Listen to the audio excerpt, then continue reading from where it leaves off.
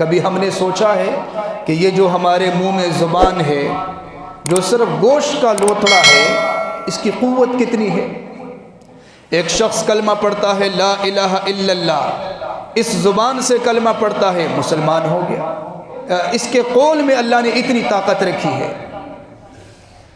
ایک لڑکا ایک لڑکی، دونوں اجنبی، غیر محرم، ایک دوسرے کو دیکھ نہیں سکتے، اچھا ایک دوسرے کے ساتھ بغیر ضرورت کے بات بھی نہیں کر سکتے، اٹھ بیٹھ بھی نہیں سکتے، لیکن جب نکاح کی مجلس لگتی ہے اور ایک طرف سے کہا جاتا ہے قبل تو میں نے اس کو اپنے نکاح میں قبول کر لیا، تو اس کے بعد اب یہ جو دوری تھی وہ ختم ہو گئی، وہ جو اجنبیت تھی وہ ختم ہو گئی، وہ جو پردہ تھا وہ ختم ہو گیا۔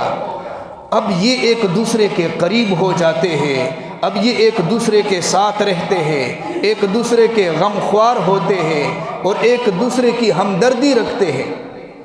یہاں تک کہ شوہر پھر اپنی بیوی کی عزت کے لیے جان قربان کرنے کے لیے بھی تیار ہو جاتا ہے،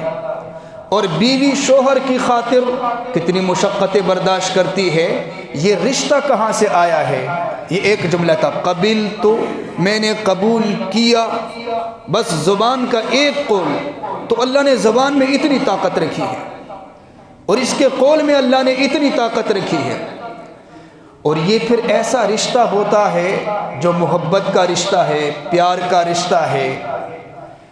اور میاں بیوی کے وہم و گمان کے اندر بھی یہ نہیں آتا کہ کبھی ہمارے درمیان جدائی بھی ہوگی، بلکہ ذہن یہ کہتا ہے کہ اب موت کے ساتھ جدائی ہوگی، اب جدائی نہیں ہو سکتی۔ لیکن اگر غلطی سے طلاق کا لفظ نکل آئے زبان سے تو وہ بھی اسی زبان کا ایک قول ہے، لیکن اتنا مضبوط ترین رشتہ اور اتنا قریب کا رشتہ یہ جدا ہو جاتا ہے، درمیان میں دوبارہ جدائی آ جاتی ہے،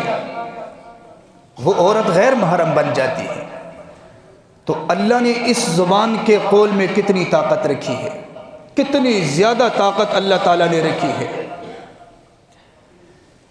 یہاں تک کہ جب ہم نکاح کا خطبہ پڑھتے ہیں، خطبے میں ایک آیت پڑھتے ہیں یا ایھا الذین آمنوا اتقوا اللہ وقولوا قولا سدیدا یصلح لکم اعمالکم ویغفر لکم ذنوبکم،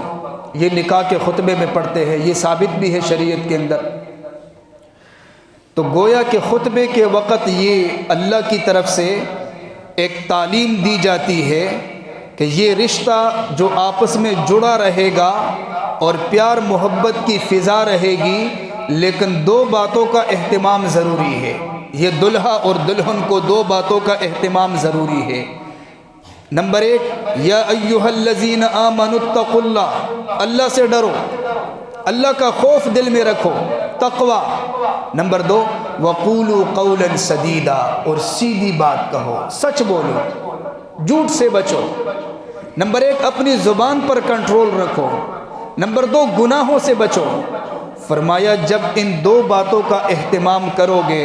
یہ جو تمہارا رشتہ ہے یہ محبتوں والا رشتہ رہے گا، یہ امن اور سلامتی والا رشتہ رہے گا، اور جب تم گناہ در گناہ کرو گے اور زبان پر کنٹرول نہیں رکھو گے تو یہ آپ کے لیے جہنم کا سلسلہ بھی بن سکتا ہے، یا آپ کے لیے عذاب کا سلسلہ بھی بن سکتا ہے، یہ گر ہی آپ کے لیے کہیں جہنم نہ بن جائے۔ اسی زبان کی وجہ سے کیا ہو جاتا ہے، ساس بہو کے آپس میں اختلافات، لڑائیاں، یہی زبان چلتی ہے، میاں بیوی کے درمیان اختلافات، لڑائیاں، یہی زبان چلتی ہے۔ اگر ہم اس خطبے پر غور کریں جو اس وقت خطبہ پڑھا جاتا ہے، اس میں یہ کہا جاتا ہے کہ اللہ سے ڈرو اور سیدھی بات، سچی بات کہو، یصلح لکم اعمالکم، جب تم اللہ سے ڈرو گے، سچی بات کرو گے، اللہ تمہارے اعمال کی اصلاح فرمائیں گے، تمہارے اعمال کو قبول فرمائیں گے، وَيَغْفِرْ لَكُمْ ذُنُوبَكُمْ، اللہ تمہارے گناہوں کو بھی معاف فرمائیں گے۔